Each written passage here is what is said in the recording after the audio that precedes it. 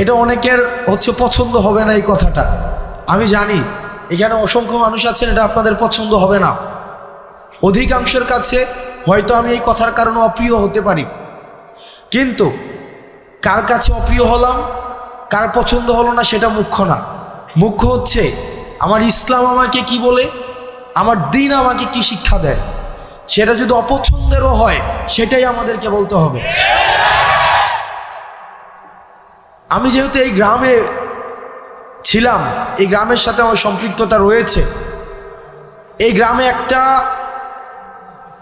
এক ধরনের অর্থনৈতিক বিনিময় প্রচলিত রয়েছে, যেটাকে আপনারা নাম দেন পত্তন। এটাকে আপনারা যে নামেই ডাকেন না কেন, এটা সরাসরি সুদ।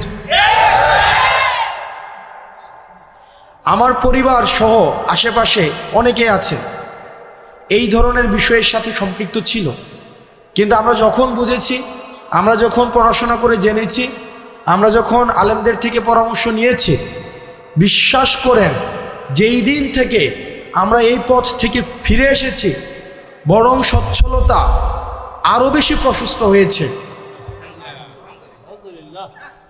কসম করে বলছি, আপনারা জানেন আমার বাবার অর্থনৈতিক অবস্থা, আমার দাদাদের অর্থনৈতিক অবস্থা।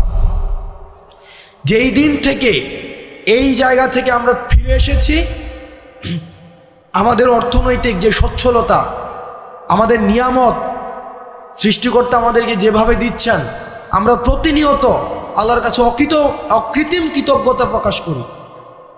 আপনাদের কাছে অনুরোধ থাকবে, এই যে আমরা দেখি টাকা থেকে টাকা বৃদ্ধি পায়, এটা অসংখ্য পরিবারকে নিঃস্ব করে দেয়। আমি নিজে দেখেছি, আমার বাড়ির মধ্যে এইসব বিষয়ে মেল হয়েছে, ছোটোবেলায় আমি দেখেছি, বা আমি দেবিদ্বার থেকে আসতাম যখন দেখতাম।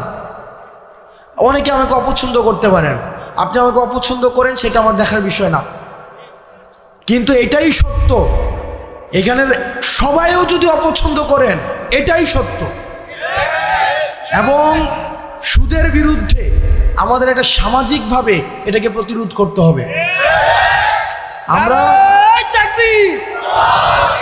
আল্লাহর আইন চাই, সুদ মুক্ত সমাজ চাই।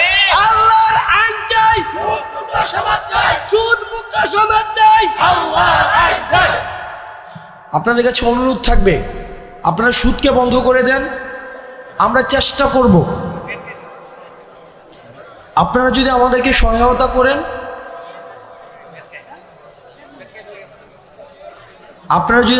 সহায়তা করেন, আমরা আমার জায়গা থেকে চেষ্টা করব সামাজিক যেই ঋণকে সহজলভ্য করা,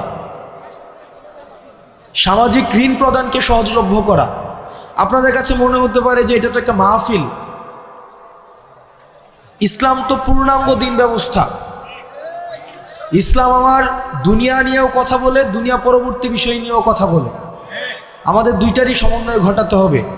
আমি আমার ক্ষুদ্র জ্ঞানে, আমি যেহেতু সামাজিক সমস্যাগুলো আমার কাছে মানুষ নিয়ে আসে, আমার যেহেতু দৃষ্টিগোচর হয়, সেজন্য আজকে আপনারা শপথ করেন, যার এই ধরনের টাকা বিনিয়োগ রয়েছে পত্তন নামে, সুদ নামে, সেটা আর খাবেন না। আমরা ঋণকে সহজ করে দেব। আমিও বুঝতেছি যে আপনারা অনেকক্ষণ ধরে অপেক্ষা করছেন, যে আপনাদের যার বক্তব্য শোনার জন্য আসছেন, রফিকুল ইসলাম মাদানী সাহেব, উনি এই যে আপনাদের পিছনের বিল্ডিংটায় আছেন, মানে এই যে আপনার পিছনের বিল্ডিংটা, একটা মানুষ 8 ঘন্টা জার্নি করে আসছেন, 8 ঘন্টা, তো ওনার কিছু জরুরত হইতে পারে, তো উনি আবার বক্তব্য দিবেন। উনি 3.5 ঘন্টা কথা বলেছেন, 3.5 ঘন্টা, যেটা আসলে আল্লাহ ওনাকে রহমত এবং বরকত দিন। এই যে মসজিদটা আমাদের, যেটা 4 বছর হয়েছে মসজিদটা, এই মসজিদে গত 2 দিন আগে আমাদের এই উপজেলার জন্য 5 কোটি টাকা বিশেষ বরাদ্দ দেওয়া হয়েছে। তো ইউনু মহোদয়ের সাথে কথা বলে, এবং দেবিদ্বার উন্নয়ন ফোরাম নামে আমাদের একটা সংগঠন রয়েছে, আমরা এই দুইটার সমন্বয়ে বাকি যে কাজটা রয়েছে, এই বিষয়টা সুসম্পন্ন করার ক্ষেত্রে আমি আমার জায়গা থেকে সর্বোচ্চ সহযোগিতা করব। আলহামদুলিল্লাহ। বাকি যে কাজটা রয়েছে, আমরা প্রত্যাশা করি খুব দ্রুততম সময়ের মধ্যে ইনশাআল্লাহ আমরা এই কাজটাকে শেষ করতে পারব। আর আপনারা এখানে যারা আছেন অধিকাংশ মানুষ হচ্ছেন আমাদের আশেপাশের গ্রামের, কেউ হচ্ছেন আমার বাবার বয়সের, কেউ আমার বাবার সাথে চলাফেরা করেছেন, আমাদের চাচাদের সাথে চলাফেরা করেছেন, কেউ আমার দাদার বয়সের, আসছি আজকে অনেকে আমার দাদার কথা বলছিলেন। এই গ্রামের সবাই আত্মীয়, কোনো না কোনোভাবে সবাই আত্মীয়।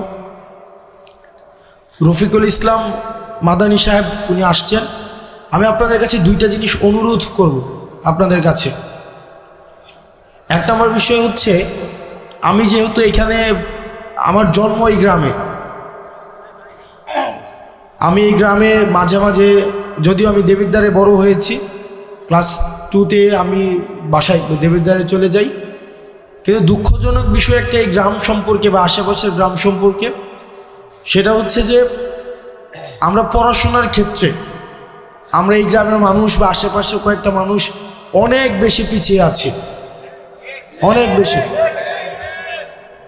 সেটা হতে পারে কয়েকটা কারণে। এক নম্বর কারণ হচ্ছে যে এই এলাকা থেকে বিদেশে যাওয়ার সহজলভ্যতাটা অনেক বেশি। এটা ইতিবাচক যে মানুষ কর্মসংস্থানের জন্য মধ্যপ্রাচ্যে যাচ্ছে। আমার বাবা গিয়েছেন, এবং এখানে যারা আছেন আমাদের এই যে আমরা অর্থনৈতিকভাবে তুলনামূলকভাবে অন্যান্য এলাকা থেকে আমরা স্বাবলম্বী, এটা ঠিক, কিন্তু শিক্ষার ক্ষেত্রে আমরা অনেক বেশি পিছিয়ে আছি। আমি কিছুদিন আগে শুনেছি যে আমার যে স্কুলটা রয়েছে হাই স্কুল, সেখানে পাশের হার এটা অপ্রত্যাশিতভাবে কম। সারা বাংলাদেশে যেখানে এখন শিক্ষাক্ষেত্রে মান অনেক উঁচু, সেখানে পাশের হার অনেক বেশি কম।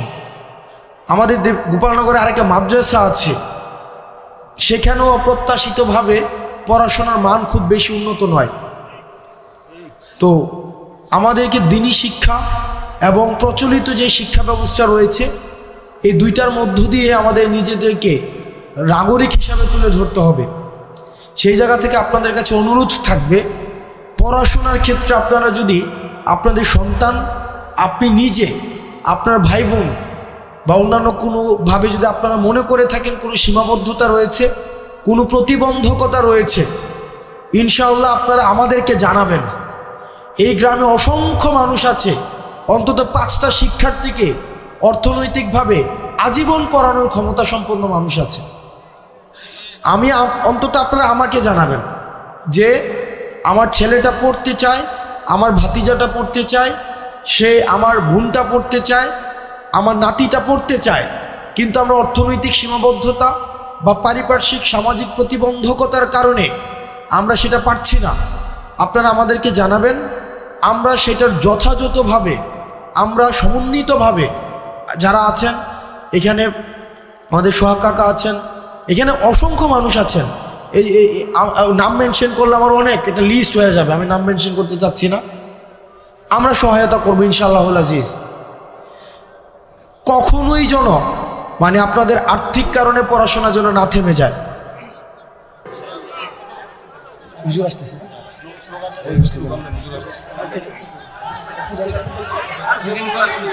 হুজুর আসতেছে, আপনারা